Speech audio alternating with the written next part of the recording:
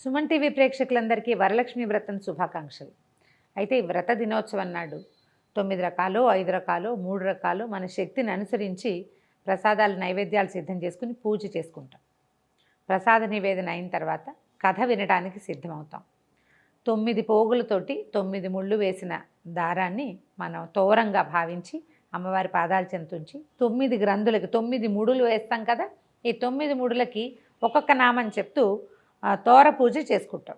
కొన్ని గృహాల్లో తోర పూజ పద్ధతి ఉంటుంది, కొందరిళ్లలో ఉండదు. తోర పూజ ఉన్నవాళ్ళు తోరాన్ని పూజించుకొని అమ్మవారికి ఒకటి సమర్పించి రెండో తోరాన్ని మన చేతికి కట్టుకుని ఈ కథ వినాలి. అక్షింతలు చేతితో పుచ్చుకుని కథ వినటానికి సిద్ధం కండి. ఈ అక్షతలని మనం కథ అయిన తర్వాత అమ్మవారి మీద కొన్ని వేయటం, తర్వాత మన మీద వేసుకుని పిల్లలు ఇంట్లో పెద్దవాళ్ళు మగవాళ్ళు వాళ్ళందరికీ కూడా అక్షింతలు వేస్తే కథ విన్న ఫలితం లభిస్తుంది. కథ విందాం. పూర్వము శౌనకాది మహర్షుల్ని ఉద్దేశించి సూత మహాముని ఇలా చెప్పారు. మనం మొత్తం పురాణాల గాథలన్నిట్లలోనూ కూడా సూత మహాముని శౌనకాది మునులకు చెప్పినట్టుగా ఉంటుంది. వారు ఇంకో చోట విని మనకు చెప్తారనమాట. ఈ కథని మనం విని ఇంకొకరికి చెప్పాలన్నదే ఉపదేశం ఇందులోది. అయితే ఏం చెప్తున్నారంటే, మునులారా, స్త్రీలకు సౌభాగ్యాన్ని ప్రసాదించే ఒక వ్రతాన్ని పరమేశ్వరుడు సాక్షాత్తు పార్వతీదేవికే ఉపదేశించారు. లోకోపకారం కోసం ఆ వ్రతాన్ని గురించి మీకు తెలియచేస్తాను, శ్రద్ధగా వినమన్నారు. పూర్వం ఒకనాడు పరమేశ్వరుడు తన సింహాసనం మీద కూర్చునుండగా నారద మహర్షి ఇంద్రాది దిక్పాలకులు స్తుతి స్తోత్రాలతోటి వారిని కీర్తిస్తున్నారు. ఆ మహత్తర ఆనంద సమయంలో పార్వతీదేవి పరమేశ్వరుని ఇలా అడిగింది. ప్రాణేశ్వర, మానవలోకంలో వీళ్ళు మర్త్యులు మరణించేవారు. మరణించే లోపల వారు ఏదో ఒకటి పూజా పునస్కారము సంధ్యా సంవందనము ఏదో ఒకటి చేసుకోవాలి. స్త్రీలు చాలా రకాల పనులతోటి అలసి సొలసి ఉంటారు. అలాంటి వాళ్ళకి ఇబ్బంది లేకుండా తేలికగా లక్ష్మీ సౌభాగ్యాన్ని కానీ సౌభాగ్యవతి సౌభాగ్యాన్ని కానీ పొందాలంటే ఎలాంటి వ్రతాన్ని చేయాలి అని పార్వతీదేవి మన కోసమే, మానవుల కోసం పరమేశ్వరుని అడిగిందట. ఆ సమయంలో పరమేశ్వరుడు ఏం చెప్పాడట, పుత్రపౌత్రాభివృద్ధిగా ఉండడానికి, తర్వాత అఖండ సౌభాగ్యవతిగా ఉండడానికి, దాంతోపాటుగా సంపదలు కూడా వృద్ధి చెందటానికి సులువైన వ్రతం ఒకటి ఉన్నదని, సకలైశ్వర్యాలు కలిగి ఉండాలంటే ఇది చేయాలన్నారు.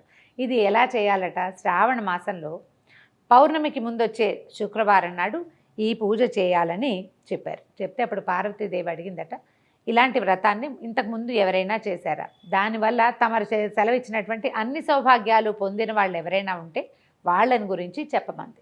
అప్పుడు ఈయన చారుమతీదేవి కథ చెప్పారు.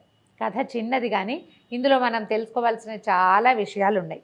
పూర్వం మగధ దేశంలో కుండినం అనే ఒక నగరం ఉండేది. ఇది చాలా అందమైన నగరము, బహుజనులు నివసించే ప్రాంతమట. అయితే ఈ ప్రాంతంలో చారుమతీదేవి అని ఒక సాధ్వి ఒక ఆవిడ ఉండేది. ఈవిడ చాలా సద్గుణ సంపన్నురాలు, చాలా బుద్ధిమంతురాలు. భర్తని అత్తమామల్ని విశేషంగా సేవించేది. ఇంటికి వచ్చిన అతిథి అభ్యాగతలు సేవ చక్కగా చేసేది. లోకోత్తరమైన గుణాలు కలిగినటువంటి సాధ్వి. అయితే ఒకనాటి రాత్రి ఆమెకు స్వప్నంలో లక్ష్మీదేవి కనపడిచిందట.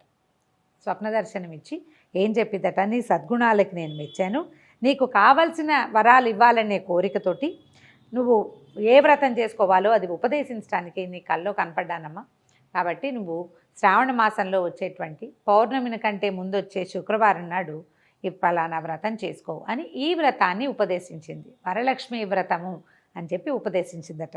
ఈ ఉపదేశించబడిన తర్వాత ఈమె నిద్రలోంచి మేల్కొని ఇది స్వప్నమని, తనకి స్వప్నంలో అమ్మవారి సాక్షాత్తు శ్రీ మహాలక్ష్మి దర్శనమిచ్చిందని తెలుసుకుని భర్తకి అత్తమామలకి చుట్టుపక్కల వాళ్ళందరికీ తెలియజేసింది.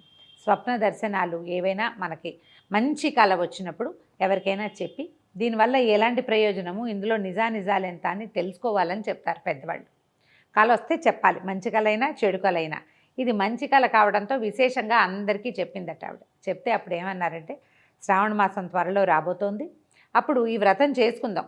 అమ్మవారి స్వప్న దర్శనంలో చెప్పినట్టుగానే ఏదైనా శుభం చేకూరుతుందేమో, ఒకవేళ చేకూరినా చేకూరకపోయినా వ్రతం చేయటం అనే అద్భుతమైన వ్యవహారమైనా సాగుతుంది కాబట్టి చేద్దామనుకున్నారు.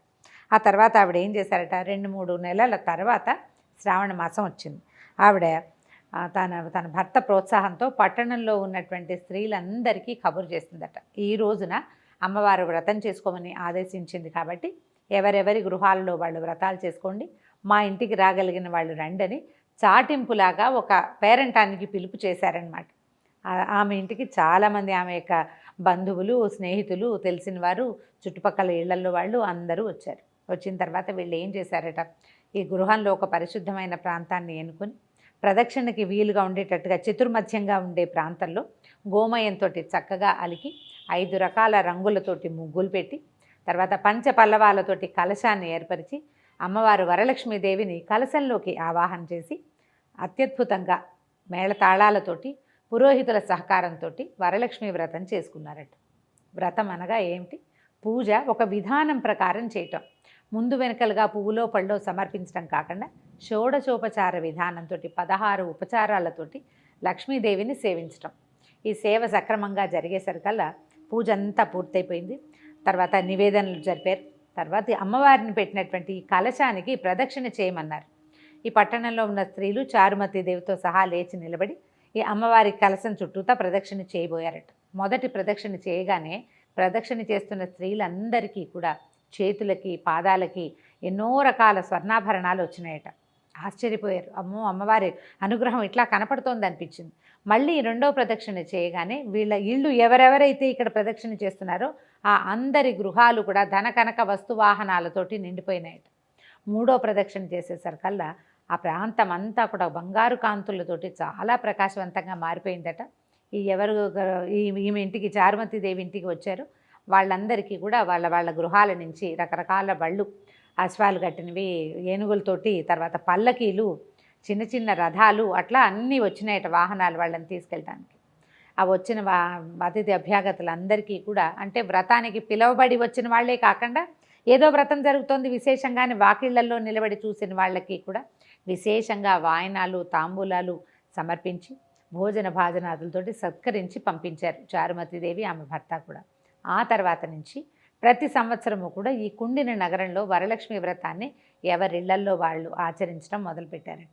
ఆ కథని పరమేశ్వరుడు పార్వతీదేవికి చెప్పారని శౌనకాది మునులకి సూత మహాముని ఉపదేశించారు. ఇందులో మనకి ఉపదేశం ఏంటంటే, ఎవరైతే భర్తను, అత్తమామలను, అతిథి అభ్యాగతలను సేవిస్తారో వాళ్ళకి లక్ష్మీదేవి కృపాకటాక్షాలు ఉంటాయి.